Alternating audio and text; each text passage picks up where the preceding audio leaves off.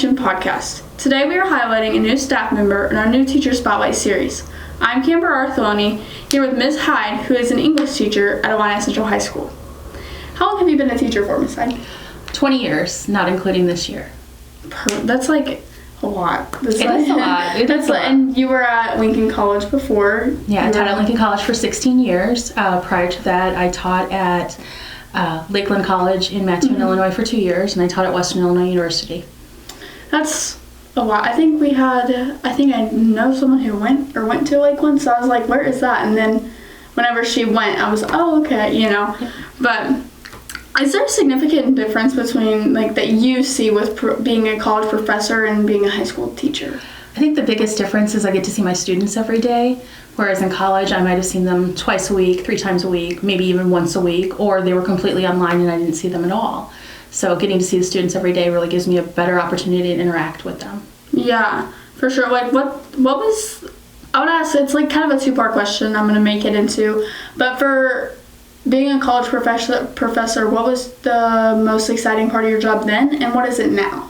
And has it changed? If it's the same, then... It's the same. Honestly, it's seeing students' faces light up when they understand something, to see them be successful, and to watch them enjoy that success. And regardless of the age, I think every teacher, that's what we look for, is to see that success on their faces. Yeah, I've heard that answer a few times, and I always say, it's like being a teacher, I'm sure it's great, but being a student, it's like, oh, I finally get it. I get it now and I understand it. So whenever that light bulb clicks in your head, it's like the greatest feeling in the world. So absolutely. And we as teachers, we enjoyed those moments. Yeah. And so now we get to help you enjoy those moments. Was it your plan to become a teacher all along, or did you have a different plan? I actually started college planning to teach high school, and things didn't quite work out, so I left with my English degree without my education endorsements, and I got a job as a copywriter in Chicago for an advertising company. Really wonderful place to work. Lots of fun, small environment. Most of our clients were out of state, so we could wear jeans and t-shirts to work every day. We just kept business suits in a closet in case they showed up. And about 6 months in, I just was not feeling it. Kind of the excitement wore off, and it just occurred to me, I'm just not doing what I wanted to do. So I applied for graduate school, and the rest is history. Yeah, that's super cool, because you were there for, you said 6 months-ish? Yeah. And so, coming down here, that was obviously probably, a bigger change, because you'd grown up there. We'll get to that in a little bit, but sure. If you could give your students a piece of advice from your life, what would it be and why? Absolutely do not take for granted when a teacher offers to help you. Even if you feel like it's not a positive kind of help because you're upset about the class, or you just think this isn't my subject. If a teacher is trying to help you, know that they're giving everything they have to you. Take that advice, take the help, see them after school, see them during advisory, send an email when you have a question. I didn't do that, and I regret not doing those things. There are certain classes that I probably would have done much better in had I taken that time. It's a hard lesson to learn. Yeah. I feel like a lot of, you're either the person to ask a million questions and you know the answer already, but you just want that, you want that clarity that you're right, or you're the person that you're like, yeah, I'm not going to ask any questions, you know? And sometimes it depends on the subject, but most of the time it's one way or the other, I feel like. What motivates you to work hard? I was raised in a family where I saw hard work is what got you where you needed to go. I'm first generation college in my family on both sides, actually my mom and my dad's side, so I kind of had to hone my own path. And I just saw that as another element of working hard to be where I want to be, to have the things that I want and be able to do the things I want to do. So my motivation really just came from my family and seeing them work hard my whole life, literally work hard their whole lives. Mm-hmm. Yeah, I just met your daughter last night, and she was asking a bunch of questions, cracking jokes. It was amazing. I loved her. She is quite the little one. She's an interesting little kid. She kind of has an old soul for being 10 years old. Yeah, she definitely does. And we were just sitting in the student section of the volleyball game. She was cracking jokes to complete strangers. She had no idea who they were, but she was she was telling them off. It was something, it kind of reminded me of me, and it was like, oh, that's so cute. I like it. She does not know a stranger. Yes. But she did, grow up at Lincoln College with me. Yeah. She would come over to my office. She had her own little play area in my office when she was an infant and a toddler. When I was done teaching for the day, she'd come over and just hang with me while I did grading and whatnot while students popped in. So she got used to having students around all the time. So she's very comfortable with any students. She doesn't have to know your name. She just needs to know your mom's students. Yeah. Now, where are you originally from? I know we mentioned it, but we'll kind of go back to it. I grew up near O'Hare, up by Chicago. We were about 25 blocks from the Chicago border of the suburbs. You could see the Sears Tower perfectly from a bridge by the house where I grew up. I was there till 8th grade, and then I made the decision I didn't want to go to high school in our district. A lot of things had happened that weren't very savory, and so my mom gave me the option to go live with my aunt, and I chose that in a small town called Plano, Illinois. I was the new girl. It was kind of like being here at IC where you guys go to school together the whole time. I had a good time there. I made wonderful friends. I had amazing teachers who were very inspiring. Really had a chance to grow up and learn who I was. And I think that made a huge difference for me in determining, where I wanted to go to college and what kind of college I wanted to go to, but most of all, where I wanted to teach. Yeah. And that was in a smaller class environment where I could get to know my students over the years. Yeah. I feel like I said this in the last podcast. It's so easy to get to know your teachers and develop that connection with teachers at a smaller school. And I guess I've never been to a bigger school, but I would assume that it's a lot harder to connect with your teachers on the level that we do here at Illini Central.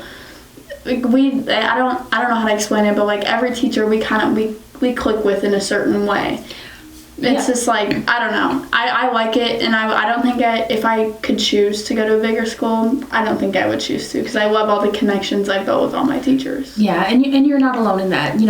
Lincoln College, Lincoln's campus did not start offering bachelor's degrees again on our campus in Lincoln. We did in Normal all the way through, but not until several years ago did we start offering bachelor's degrees again. And our students were thrilled because they were worried about going to a larger school because they were used to small class sizes and having that one-on-one relationship with the teachers at Lincoln College. And so for them to be able to stay for those 4 years and continue those relationships, it was very important to them. So I completely understand where you're coming from with that. Yeah, so walk me through a realistic day in your life from the time you wake up to the time you go to bed. Oh my goodness. I wake up, grumble at my daughter that it's time to get up, but I know she's not going to be up for another 40 minutes. Get the dogs out so that they're doing the potty dance. Try to take a minute to catch my breath, have a glass of water, get, the day started. Grumble at my daughter again to get out of bed, jump in the shower, holler out a warning. I'm halfway done. You got to get up. Yeah. So most of my morning is really just focused on getting myself to school and getting my daughter up and ready for school. Yeah. She goes and waits at my mom's house, which is right next door, before her ride comes. And so getting her out the door to mom's is kind of the number one priority in the morning. Then I get almost a half an hour to think my way through my day and kind of plan out, okay, remember you're doing this today, don't forget about this, email this student this, make sure you talk to the student about that, kind of do the mental playbook as I'm driving, which is nice. And then I get here and the day just seems to zip by. And next thing I know, it's 8th hour and I have my prep period and I kind of feel a little dizzy afterwards. At the end of the day, depending if I have a meeting or not, I'll stick around campus for a little while. And then I go home and my daughter and I will talk about her day at school, do any homework that she needs to get done, make sure she's having an okay day, get some dinner, and then just kind of die on the couch for a little while, watching mindless TV before I realize, I was going to do that tonight, and get up on my computer and get to work. And in class today, you mentioned you veg out on the couch, and a few of us were just like, what is that?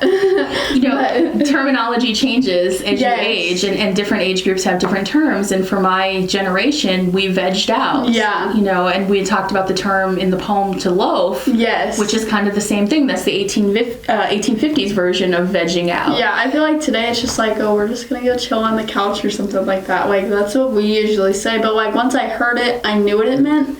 But I was like, I really haven't heard anyone say that to me, like they're going to go veg out on the couch or anything, you know? Yeah. And that's one of the things that makes me feel older. Oh, wait, my lingo is not in style anymore. But as a studier of language and literature, you know, it's kind of fascinating to see how that changes over time. Because 2 or 3 years ago, veg out was, everybody knew it. Yeah. So now it's kind of in that flux where some of your classmates are like, oh, yeah, I know what that means. And the rest were like, what? What do you mean? Yeah. So it's nice to see those trends over time with language.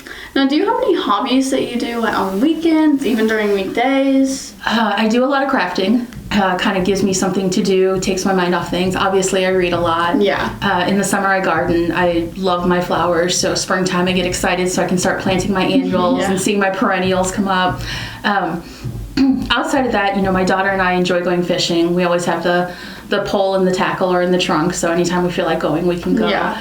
But the rest of my time is pretty much spent entertaining and running around with my daughter from ballet and Girl Scouts and whatever else she decides to get involved with. Yeah. She told me last night, I said, aren't you a dancer? And she said, yeah, I clog. And I was like, yes, your mom told me about that. She's like, I made it on the competition team this year. And I was like, oh my gosh. She is so proud and so excited. Yes. I'm so proud of her. She really worked hard. She matured a lot as a dancer and as a team member. Yeah. You know, and I think that was the biggest thing for her was, you know, she had the dancing part down pretty well, but as a team member, she was growing more and more last year. So I cried when I got the letter saying that she was going to be on the competition team. And her face just lit up when I showed her the email. When she told me, she was smiling from ear to ear. Absolutely grinning, her little blue eyes sparkling. Yes. I'm very proud of her, and she's very excited to be a part of that team. Oh, that's so cute. If you could live anywhere in the world, where would it be and why? Oh, well, my plan after I finish here is to retire to Kentucky, where my niece is going to be living. And then I think I would like to buy a cabin in the Smokies. And just whenever I feel like it, I love the Smoky Mountains. My daughter and I both love the Smoky Mountains. We go there every other summer to visit, to hike, to do things around the mountains. So I think it would be nice to have a cabin, not in the tourist area, but, you know, some quiet little cove of the Smokies where I can just spend my winter reading books on the porch, looking at the mountains, or my summer evenings watching the sunset over the mountains. But for now, I'm pretty content where I am because I get to do what I love. Yes. And if you could meet anyone in the world, who would it be and why? Oh, that's a tough one. There are so many. We've had very mixed answers on this one. It's interesting to hear everyone's. So many possibilities. You know, I think right now, in this moment, I would love to meet First Lady Biden. Because she is a teacher, she has a doctorate degree, and she understands, I think, more than anyone in that level of politics, what it's like to be in the classroom every day and what our students are encountering on the daily. So I would love to have a sit and chat time with her about the students of Central Illinois and just what their needs are and what their successes are and share some of those things with her and just to get some insight into her teaching style. I think it's fascinating. You learn a lot about a person by their teaching style. Yeah. And you could always, like, you were a professor, you could connect on that level, so I feel that'd probably be a really good conversation to have. I think it would be. I think it'd be exciting. Yeah. You might be freaking out for a second, but... Probably just for a few seconds, and then I'd gather myself. Once you calm down, it'd be a pretty good conversation. Exactly. All right, well, thank you, Ms. Hyde, for taking the time to sit with me today. Make sure to look out for the next Career Connection podcast coming soon to you.